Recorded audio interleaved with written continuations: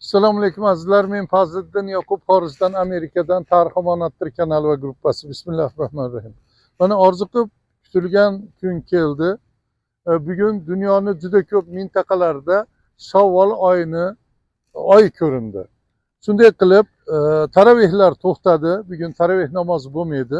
Bugun Ramazonning oxirgi kuni Amerika, Kanada va Yevropada, dunyoda o'zi, lekin bizning mintaqamiz bo'lgan Turkiston, Xuroson bu bölgelerde hozir kecha yarısı bo'lib tahajjud namozlarini qilishmoqda. Do'stlarimiz qiyomul layllarni, xatmlarini tugatib, duolarni qilib, yanagi Ramazonga, moh Ramazonga chiroyli shaklda yetkazgin deb duolar qilishmoqda.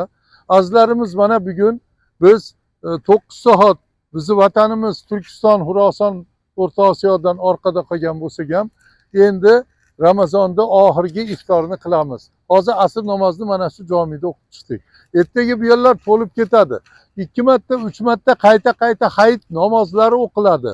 Bir-birini tabriklashlar boshqa bo'lib ketadi.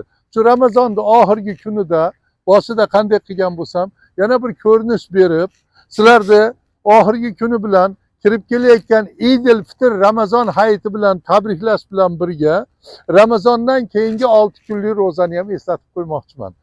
Juda ko'p do'stlarimiz Amerikada, Kanadada, Yevropada 6 kunlik ro'zani tutadi. Yana undan tashqari dushanba, payshanba kunlari Rasululloh sollallohu alayhi vasallam ibodat qilgan, ro'za tutgan, ro'zador bo'lib o'tkazgan deb juda ko'p musulmonlar shu yerda ro'zador bo'lib o'tkazadi. Bu manzarani ham ko'rib juda xursand bo'ldik.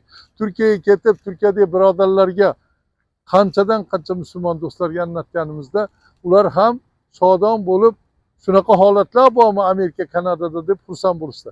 Azizlar, albatta urush bo'layotgan mintaqalar bor, mazlumlarimiz bor dunyoda. Qanchadan qancha ochlar bor, bombalar tagida qolganlar bor, yetimlar bor, yo'ldagilar bor, qarzi bolalar bor, kasallar bor, dardini aytolmaganlar bor.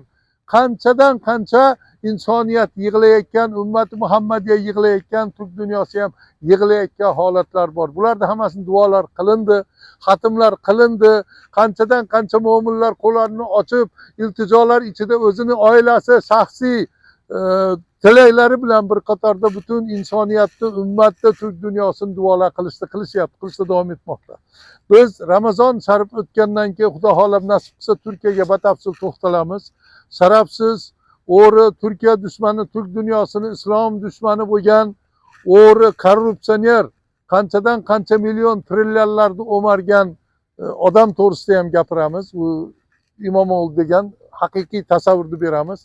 Hozir O'zgur O'zal ko'chalarni to'ldirib, miting qilib, Turkiya davlatini mavqeini tushirib, bugungi halol, pokiza, bir ajoyib, bir xayrli tarixda dunyoda lider chiqqan yerda shunaqa bir sharmandali holatlar bilan Turkiyani, Turk dunyosini, ummatni uyaltiryapti.